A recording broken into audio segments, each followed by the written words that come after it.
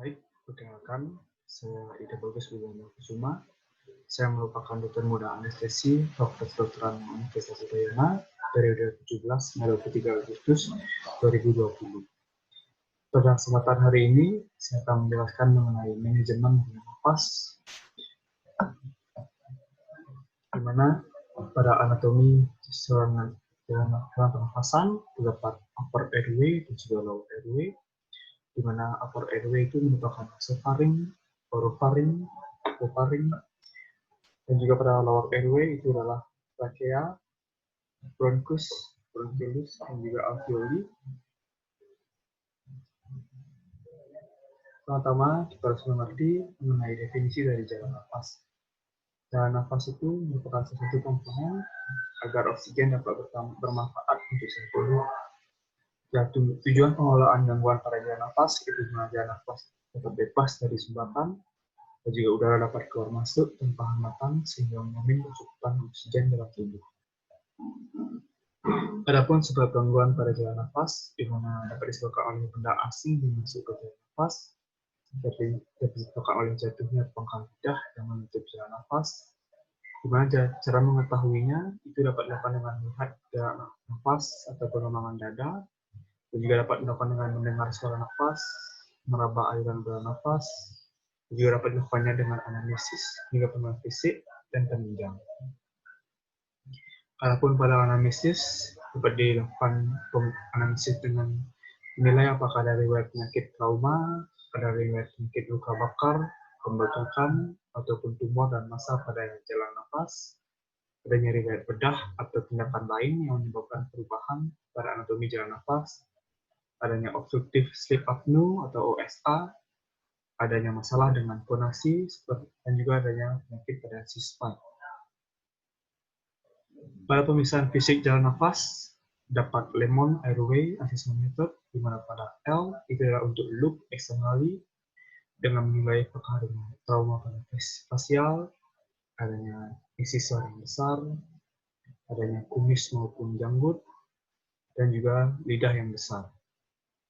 Untuk E, itu adalah evaluasi dengan rule 332. Tiga pertama itu adalah jarak incisor, di mana menilai dengan jarak 3 jari pada mouth opening. Ini bertujuan untuk menilai akses pada jalan nafas dan menilai pengamatan apakah terlihatnya glotti. Yang ketiga kedua adalah hyoid mental distance. Ini merupakan jarak antara ujung dari mentum hingga tulang hyoid, itu adalah 3 jari.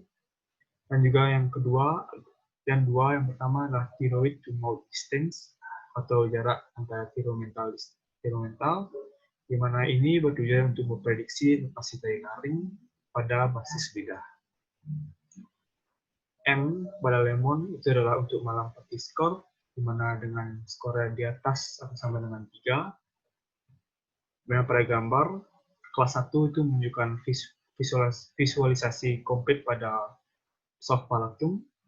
Yang kelas 2 itu adalah visualisasi lengkap pada uvula. Yang ketiga adalah visualisasi hanya pada basis uvula.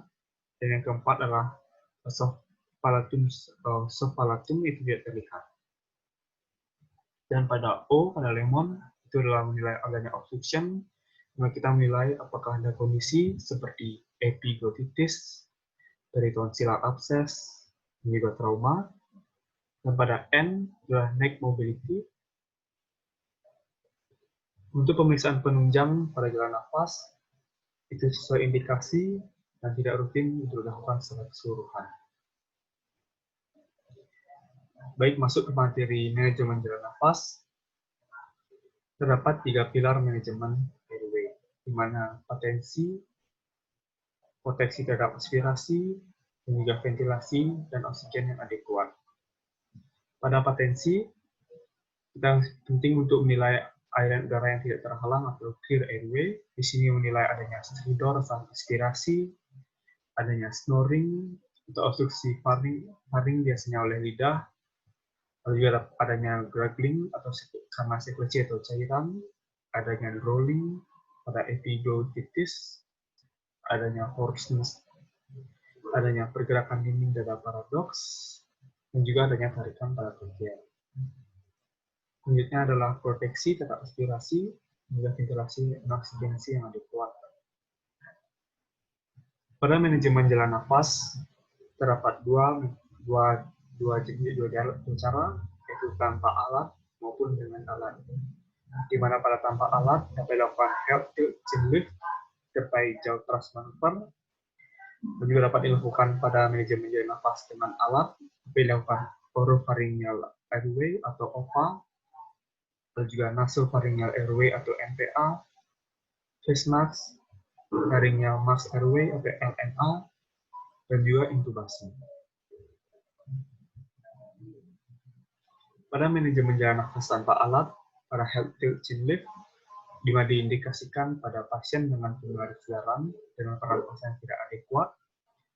Kontraindikasinya itu adalah pasien sedar penuh dan juga adanya trauma servikal, di mana pada head tilt pasien dibaringkan korban posisi korban terlentang berbaring, dan juga letakkan telapak tangan menahan dahi korban ke belakang, dan juga letakkan jari tunjuk dan jari tengah menahan dagu ke depan. Selanjutnya lakukan evaluasi jalan nafas. Pada chin lift, jari-jari tunjuk dan juga jari tengah diletakkan di bawah rahang penderita. Secara hati-hati, dagu diangkat ke atas untuk membawa ke arah ke depan, dan ibu jari yang sama menekan bibir bawah untuk membuka mulut. Lalu ibu jari dapat juga diletakkan tindakan gigi seri atau incisor bawah, dan secara bersamaan dagu dengan hati-hati diangkat. Pada jaw thrust maneuver, diindikasikan untuk pasien dengan penurunan kesadaran, dengan pernapasan yang tidak adekuat, dan juga ada pun kontraindikasinya, yaitu pasien secara penuh.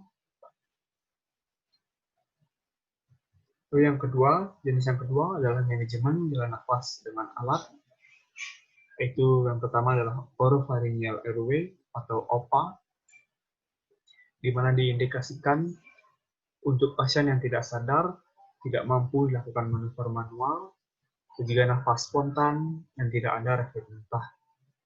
Adapun kontraindikasinya, di mana pasien sadar, pasien dengan resiko aspirasi isi lambung.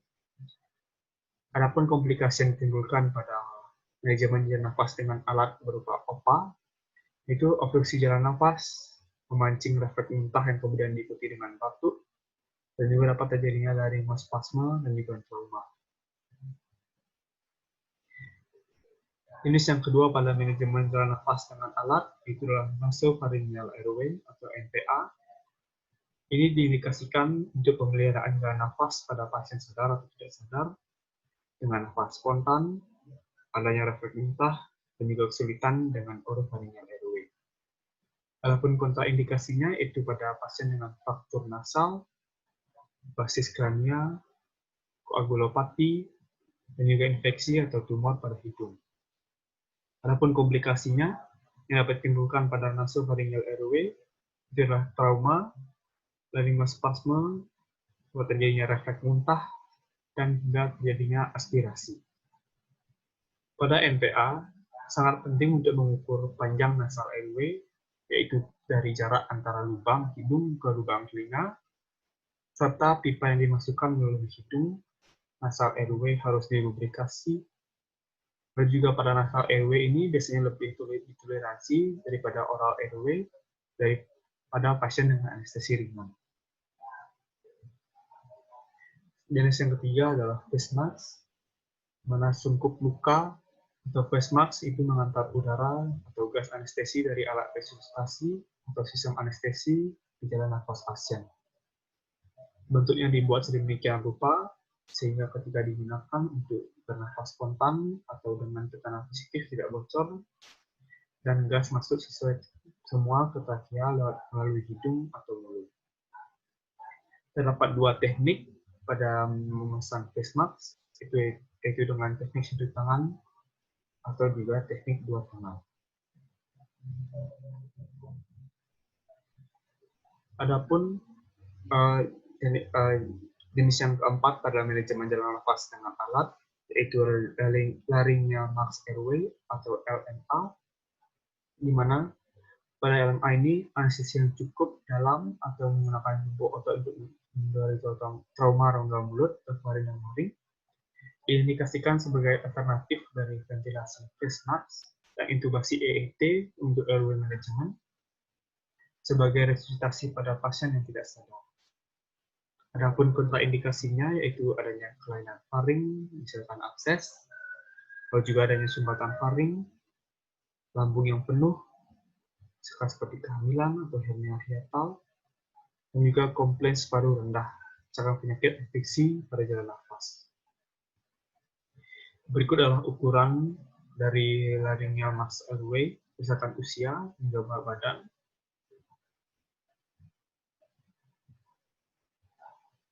Selanjutnya adalah yang jenis kelima adalah intubasi, di mana terdapat dua jenis intubasi yaitu orotracheal atau endotracheal dan juga intubasi nasotracheal. Intubasi endotracheal itu didefinisikan sebagai tindakan untuk memasukkan pipa endotracheal ke dalam trakea, di mana ada pun tujuan dari intubasi endotracheal itu yang pertama mempermudah pemberian anestesi, mempertahankan jalan nafas agar tetap bebas, serta mempertahankan kelancaran pernafasan, mencegah kemungkinan terjadinya aspirasi lambung, dan terakhir adalah mempermudah pengisapan sekret pada tracheobronchial. Adapun indikasinya itu menjaga potensi jalan nafas oleh sebab apapun, misalkan kelainan anatomi, bedah khusus, pembersihan sekret jalan nafas, juga mempermudah ventilasi positif dan oksigenasi.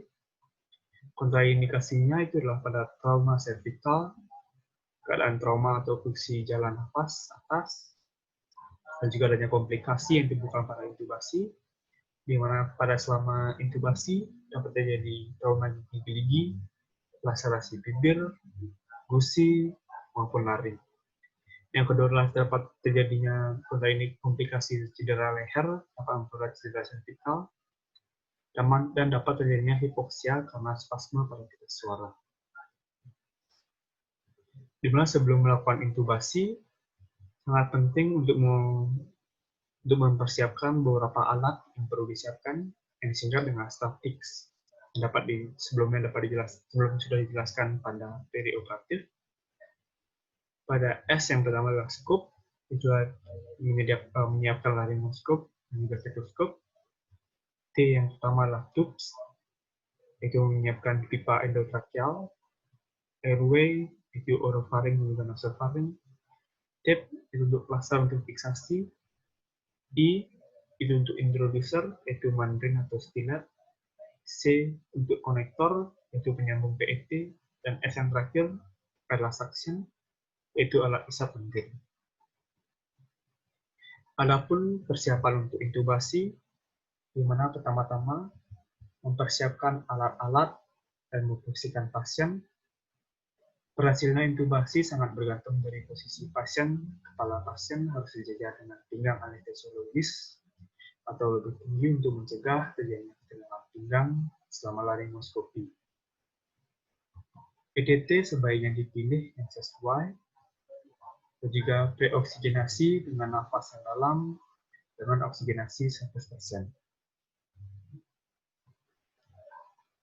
Adapun persiapan untuk intubasi, di mana mulut pasien dibuka dengan tangan kanan dan diganggang laryngoskop dipegang dengan tangan kiri.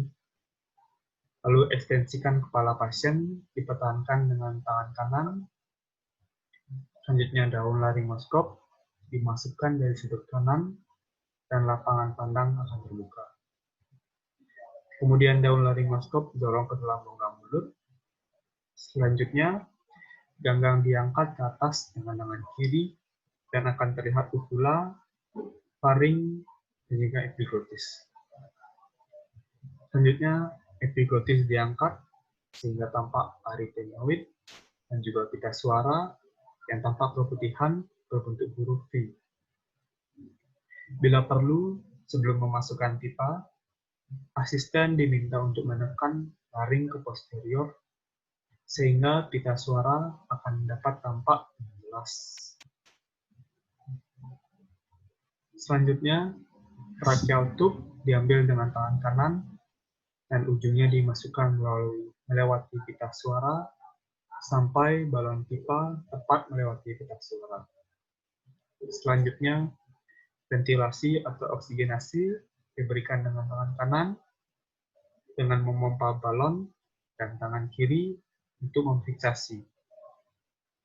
Selanjutnya balon pipa dikembangkan dan daun laringoskop dikeluarkan. Selanjutnya pipa difiksasi dengan tester. Setelah proses tadi dilewati, sangat penting untuk dilakukan monitoring. Yang pertama adalah monitoring pengembangan dada, dan juga lakukannya monitoring suara nafas, dan pengembangan apakah pengembangan dada maupun suara nafas itu simetris atau tidak. Dan juga tak kalah penting untuk melakukan monitoring saturasi oksigen pada pasien, lalu juga menilai balon agar diusahakan tidak bocor. Adapun kesulitan yang dapat terjadi pada proses intubasi, di mana dapat terjadi kesulitan pada leher pendek yang berotot, mandibula yang menonjol, maksila atau gigi depan menonjol, uvula yang tak terlihat atau kelainan anatomi, gerak sendi temporomandibular yang terbatas, dan gerak vertebra cervicalis yang terbatas. Berikut adalah algoritma dari ASA.